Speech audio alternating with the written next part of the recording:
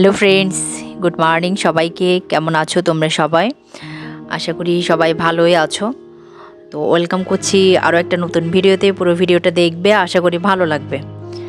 দেখতেই পাচ্ছ মেয়েকে নিয়ে একটু নিচে যাচ্ছি। নিচে মানে হচ্ছে আমাদের বাসার নিচে নিচে অনেকটা খোলা জায়গা রয়েছে। তো কেন যাচ্ছি সেটা তোমরা এখনই দেখতে পাবে।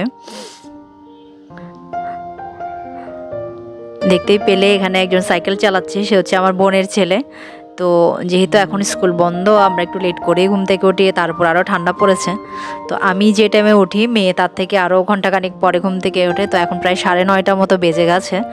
ওকে আমি ঘুম থেকে অনেক কষ্ট করে ডেকে ডেকে তুললাম, তোলার পরে খাবার খাইয়ে দিলাম। তো জানলা দিয়ে সে দেখতে পেলো তার দাদা নিচে সাইকেল চালাচ্ছে। ব্যাস, এবার বায়না করেছে আমাকেও দিয়ে আসো। এখন আমাকে বলছে যে ওর সাইকেলটা আমি নাকি নিচে দিয়ে আসতাম। তো এটা তো আমার দ্বারা কোনোভাবেই পসিবল নয়, কারণ ওর সাইকেলটা অনেকটাই বড় এবং ভারী। তো আমি কি করলাম, ওকেই দিয়ে আসলাম। তো দিয়ে এখন বাসায় চলে আসছি। আমার মেয়ে দাদা ভক্ত বেশি, দাদা যেখানে ও সেখানে। তো ওকে দিয়ে আসলাম, দিয়ে এখন ঘরে চলে এসেছি। ঘরে এসে দেখতে পেলাম সব লাইটগুলো জ্বলছে। অ্যাকোয়ারিয়ামের লাইটগুলো, টিভি সুইচ, মানে কেউ এগুলো অফ করেনি, যেমন চলছিল তেমনই চলছে। তো কারেন্ট বিল মানে বিদ্যুৎ অপচয় হচ্ছে দেখে আমি কি করলাম, প্রথমে এগুলো একটু বন্ধ করে নিলাম।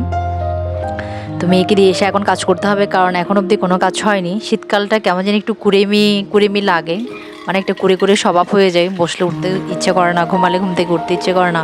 তারপর যেহেতু মেয়ের পড়ারও তেমন কোনো চাপ নেই, তো মোটামুটি এখন রেস্ট নিয়ে নিচ্ছি। তবে বেশি দিন রেস্ট আর নেই, কারণ স্কুল থেকে নোটিশ দিয়ে দিয়েছে 6 তারিখ থেকে আবার নতুন বছরের ক্লাস শুরু। তো যে কয়দিন টাইম আছে একটু রেস্ট নিয়ে নিচ্ছি আমরা মা মেয়ে। তো দেখো, তোমাদের সাথে কথা বলতে বলতে অনেকটা কাজ এগিয়ে নিলাম। আজকে একটু তাড়াতাড়ি কাজ করতে হবে, কারণ আজকে মেয়ে নাচের ক্লাস রয়েছে। যদিও বা আজকে শনিবার নয়, আজকে মঙ্গলবার, কিন্তু গত শনিবারের ক্লাসটা ওদের মিস গিয়েছিল, স্যার প্রোগ্রাম ছিল, তো এটা আজকে দিয়েছে। আর সেটা মানে মেয়েকে নিয়ে যেতে হবে, তার জন্য একটু তাড়াহুড়ো করে কাজগুলো করে নিচ্ছি। রান্নাঘরে রান্নাবান্না চলছে, মা রান্না করছে আজকে। তো প্রথমে মাছ রান্না করে নিয়েছিলাম, আমি দেখতে আসলাম কি রান্না হচ্ছে। যেহেতু আমার তাড়া রয়েছে, তো মা রান্নাটা তাড়াতাড়ি সেরে নিচ্ছে। এখন থেকে ফুলকপি একটা বড়া বানাচ্ছে। খুব একটা এখন বড়া বানানো হয় না, কারণ তেলের খাবার আমার জন্য ক্ষতিকর। তার জন্য আমার জন্য ওরাও স্যাক্রিফাইস করে, ওরাও খায় না। আমি বলেছি মা, ফুলকপির বড়া এখন একদিনও খাওয়া হয়নি, তো একদিন বড়াটা বানাও। তো আজকে বানাচ্ছে। খুব অল্প পরিমাণে খাবো, খেতে যখন ইচ্ছে হচ্ছে কি আর বলো। বছরের দিনে তো একবার খাওয়াই যায়, শরীর খারাপ হয়ে এই জন্য করতে চায় না। তারপরও যখন আমি বললাম, তো মা করে নিচ্ছে। যদি শনিবার হয় তাহলে ওর বাবার সাথে ওকে আমি পাঠাই, কিন্তু আজকে তো সে উপায় নেই, আমাকেই নিতে হবে। তো তাদের কাজ সেরে নিতে হবে। তো কাজ করতে করতে একটু খিদে পেয়ে গেল, ফ্রিজে দেখলাম কি আছে। তো দেখতে পেলাম 2 পিস আফলাতুন রয়েছে, তো ওগুলোই বের করে ওখান থেকে 1 পিস খেয়ে নিলাম আমি।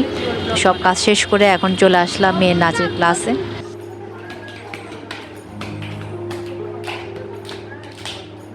ক্লাস শেষ হয়ে গেল, ক্লাসে অত ভিডিও করা যায় না, তো একটুখানি ক্লিপস তোমাদের জন্য আমি নিয়েছি। ক্লাস শেষ, এখন প্রায় সন্ধ্যা হয়ে এসছে।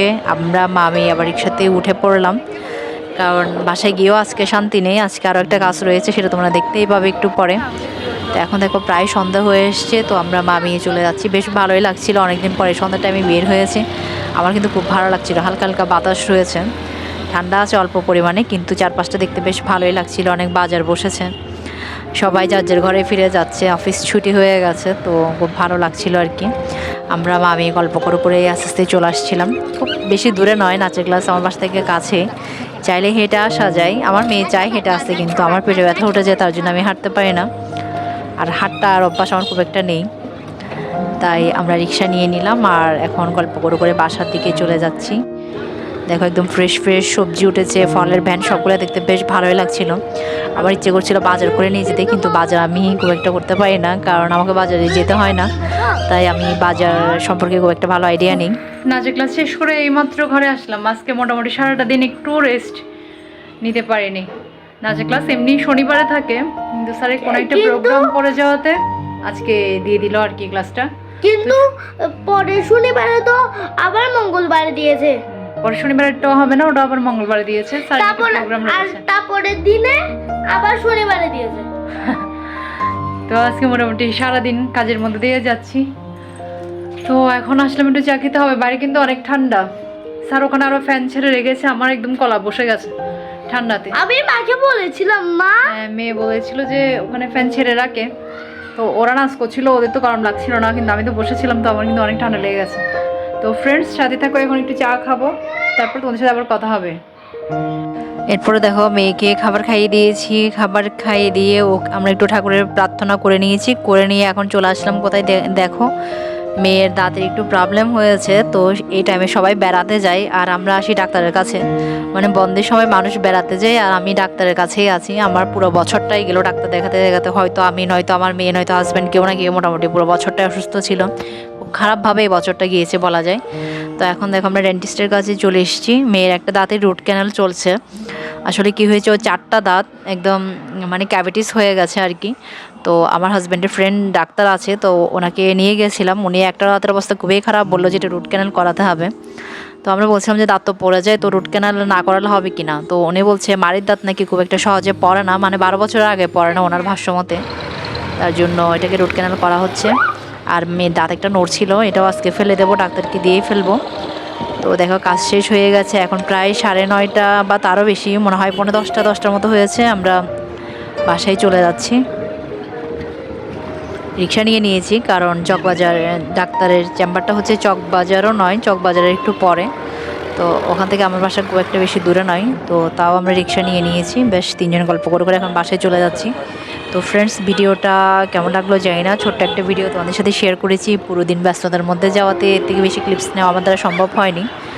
তো যদি আমার ভিডিওটা তোমাদের ভালো লাগে তো লাইক কমেন্ট শেয়ার করো। যারা এখনও আমার চ্যানেলটাকে সাবস্ক্রাইব করো নাই তারা প্লিজ একটু চ্যানেলটাকে সাবস্ক্রাইব করে আমার পাশে থেকো। আর যারা ফেসবুক থেকে দেখছো তারা প্লিজ একটু ফলো করে দিও। আজকের মতো ভিডিওটা এখানেই শেষ করছি, খুব শীঘ্রই আবার নতুন একটা ভিডিও নিয়ে তোমাদের সাথে দেখা হচ্ছে। ততক্ষণ পর্যন্ত সবাই ভালো থেকো, সুস্থ থেকো, সাবধানে থেকো, টাটা।